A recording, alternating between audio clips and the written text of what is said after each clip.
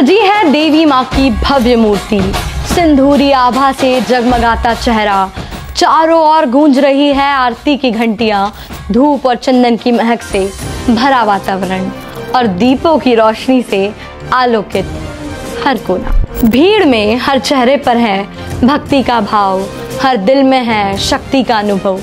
लेकिन क्या आपने कभी ठहर कर सोचा है कि ये 9 दिन इतने खास क्यों हैं? क्या ये त्योहार केवल भक्ति और उत्सव का पर्व है? इसके पीछे छुपा है कोई गहरा वैज्ञानिक और आध्यात्मिक रहस्य। आइए चर्चा करते हैं इस बारे में इस वीडियो।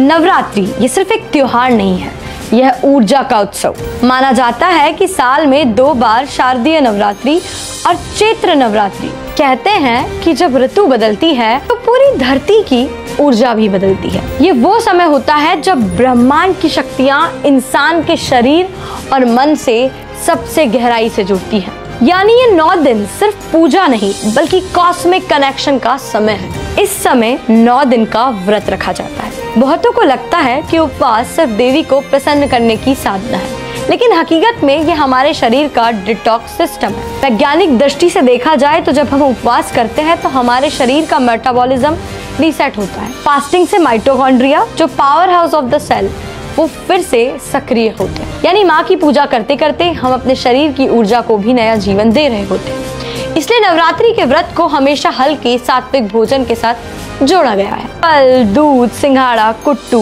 ये सब केवल परंपरा नहीं बल्कि साइंटिफिक डाइट प्लान है। रात होते ही पंडाल जगमग उठते हैं, रंग बिरंगी चुनरियां, ढोल नगाड़ों की थाप और हजारों लोग थिरकते हैं एक ही ताल। गरबा गरबा गरबा।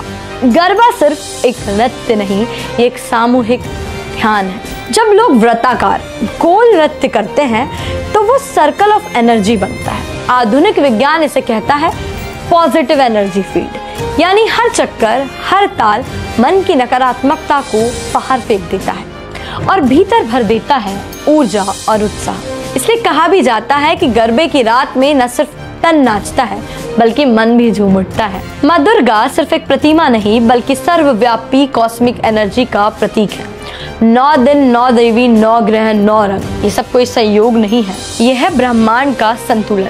हर दिन देवी के अलग स्वरूप की पूजा करके हम अपने आंतरिक शक्तियों को जागृत करते हैं। कभी साहस, कभी करुणा, कभी ज्ञान, कभी शक्ति। यही वजह है कि नवरात्रि हमें सिखाती है कि अंधकार कितना भी गहरा क्यों ना हो, अंततः विजय होती है प्रकाश की, सत्य की और शक्ति की। अब हम बात करते हैं कि त्योहार का असली उद्देश्य क्या है। पुराने समय में त्योहार केवल धार्मिक अनुष्ठान नहीं थे, ये थे जीवन जीने की कला। नवरात्रि भी ऐसा ही पर्व है। उपवास से शरीर शुद्ध होता है, गरबा और नृत्य से मन प्रसन्न होता है और कन्या भोज, कन्या पूजन से नारी शक्ति का महत्व याद आता है और मेरे पेट की थोड़ी पूजा भी हो जाती है। यानी ये पर्व हमें केवल देवी से नहीं जोड़ता बल्कि जीवन के हर पहलू को संतुलित करता है, शरीर, मन और आत्मा।